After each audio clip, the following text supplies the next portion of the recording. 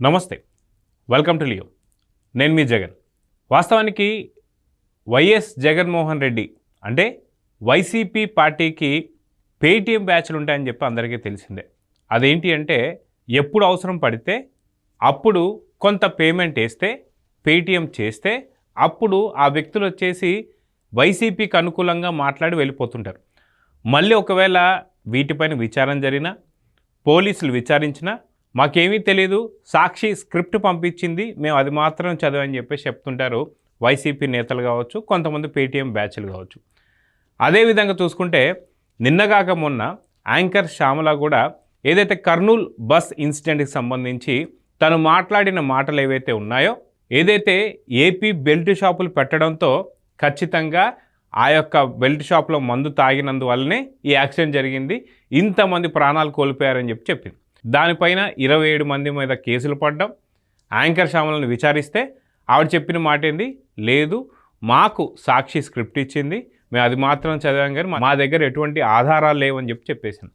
ఇదే విధంగా చూసుకుంటే మనకి మరో పక్కన ఏదైతే పోసాని కృష్ణమురళి కావచ్చు, అదేవిధంగా మధ్యలో వచ్చిన వైసీపీ నేతలు ఎవరైతే పోలీసులు విచారణకు వెళ్ళే ప్రతి ఒక్కరు కూడా చెప్పే మాట ఏంటి అంటే, మాకు నిజంగా ఏమీ తెలియదు, ఓన్లీ మాకు సాక్షి స్క్రిప్ట్ ఇచ్చింది, పైనుంచి మేనేజ్మెంట్ ఇది చెప్పమని చెప్పింది, సో వైసీపీ ఆదేశాల మేరకు వైసీపీ అధినేత ఆదేశాల మేరకు మాత్రమే మేము చదువుతున్నాము, కానీ మా దగ్గర ఎటువంటి ఆధారాలు లేవని చెప్పి ఇప్పటిదాకా ఎన్నో రకాల సంఘటనలు మనకు అర్థమైపోయింది.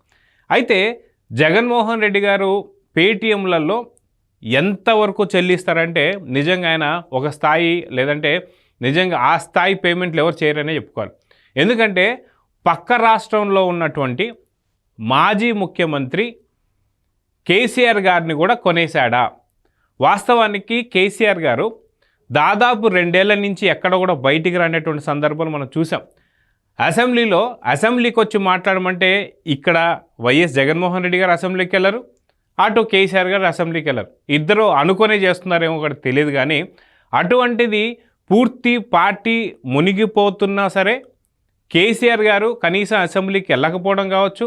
అది తీసి పక్కన పెడితే సొంత కూతురు కల్వకుంట్ల కవిత గారు బయటికి వచ్చి బీఆర్ఎస్ పైన చేస్తున్న ఆరోపణలు కావచ్చు, లేదంటే మనకు ఎంతోమంది బీఆర్ఎస్ పార్టీకి సంబంధించిన నేతలు చనిపోయిన వాళ్ళకి సంబంధించి కనీసం పరామర్శకు కావచ్చు, ఎక్కడా కూడా రానటువంటి ఒక కేసీఆర్ గారు వైఎస్ జగన్మోహన్ రెడ్డి గారి బర్త్డే ఏదైతే ఉందో ఆ బర్త్డేకి ఒక మంచి గిఫ్ట్ అయితే ఇస్తానికి పేటీఎం అంటే జగన్మోహన్ రెడ్డి గారు వేసిన డబ్బులకి ఆయన ఒక మంచి గిఫ్ట్ అయితే ఇచ్చారు.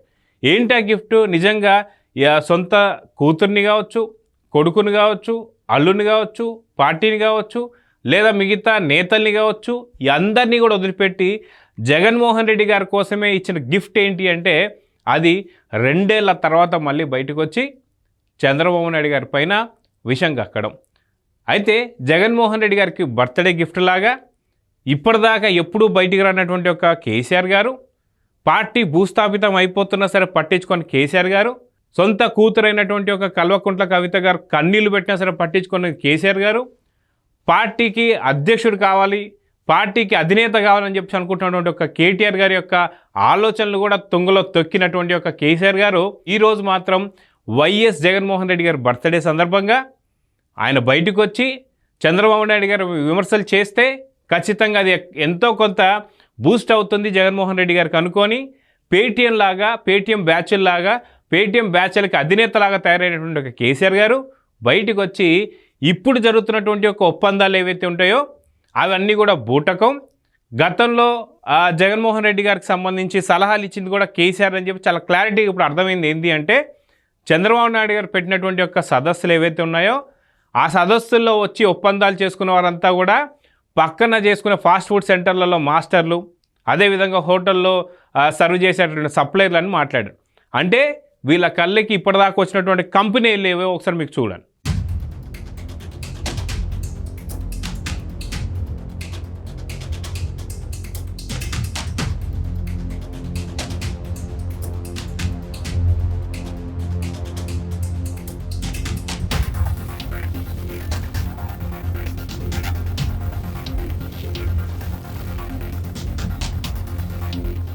ఈ కంపెనీ ఓనర్లు అందరూ కూడా హోటళ్లలో పనిచేసుకునే సర్వర్లా, నిజంగా ఈ కంపెనీలు ఏవైతే ఉన్నాయో ఫాస్ట్ ఫుడ్ రన్ చేసుకునేటువంటి ఒక చైనీస్ బ్యాచా? ఎవరైతే ఇప్పుడు వీళ్ళ గురించి మాట్లాడినటువంటి వాళ్ళు ఎవరైతే ఉన్నారో వారు నిజంగా గతంలో జగన్మోహన్ రెడ్డి గారికి వైజాగ్ సదస్సు ఏదైతే ఉందో పెట్టుబడుల సదస్సు, ఈ ఐడియా ఇచ్చింది కేసీఆర్ గారు అని చాలా క్లారిటీగా ఇప్పుడు అర్థమైపోయింది. ఎందుకంటే ఆ రోజు వాస్తవానికి చైనీస్ ఫాస్ట్ ఫుడ్ బండ్లకు కావచ్చు, లేదంటే నిజంగా కేసీఆర్ గారు అన్నట్టు వారందరూ కూడా ఆ రోజు ఎంఓయూ చేశారా, వాళ్ళే నిజంగా ఆ రోజు సంతకాలు పెట్టారా?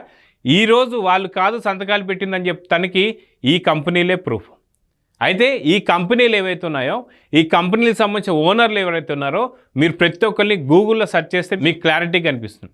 మరి అదే గతంలో వైసీపీ ఉన్నప్పుడు 2019-24 దాకా దావోస్కు వెళ్ళొద్దు, మీకు చలి ఎక్కువ పుడుతుందని చెప్పేసి కేసీఆరే చెప్పారా? ఆ మాటలు అమర్నాథ్ గారు బయటికి చెప్పారా? అదేవిధంగా కేసీఆర్ గారే వీళ్ళు వెళ్ళొద్దని చెప్పేసి అన్నారా? కేసీఆర్ గారు ఇచ్చిన ఐడియాలతోనే గతంలో ఈ యొక్క ఫాస్ట్ ఫుడ్ సెంటర్లో కావచ్చు, లేదా హోటల్లో సర్వర్ కావచ్చు, వీరందరూ వచ్చి సంతకాలు పెట్టారా? సో నిజంగా మీరేమనుకుంటున్నారు?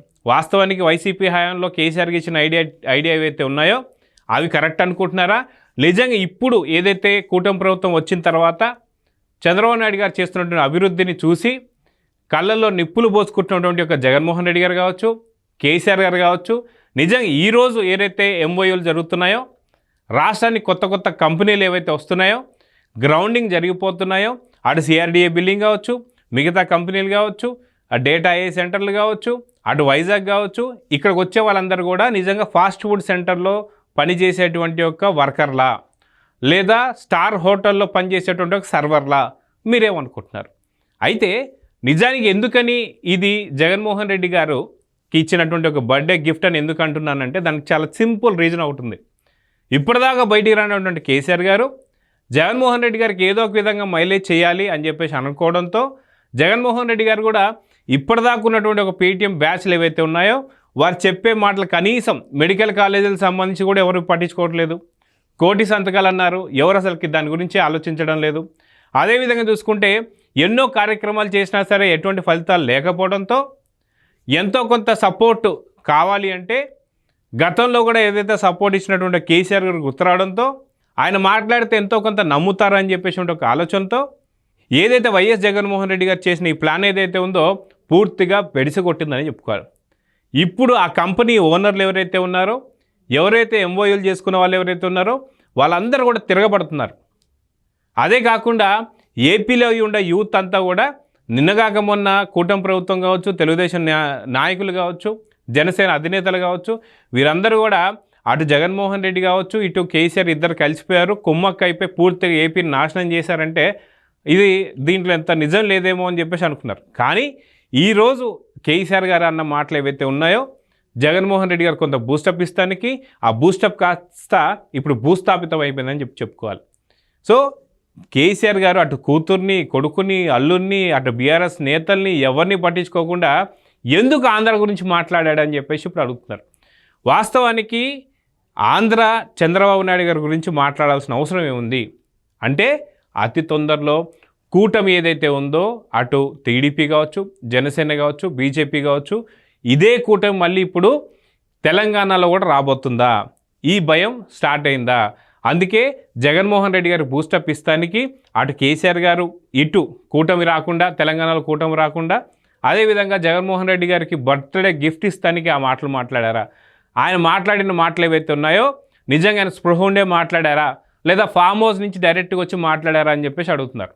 సో నిజంగా దీనిపైన కేసీఆర్ గారు కావచ్చు, అదేవిధంగా జగన్మోహన్ రెడ్డి గారు కావచ్చు ఎందుకు మాట్లాడారు, దీనివల్ల ఒరగబడినటువంటి ఒక ఉపయోగం ఏంటని చెప్పి చాలామంది ఆలోచిస్తున్నారు.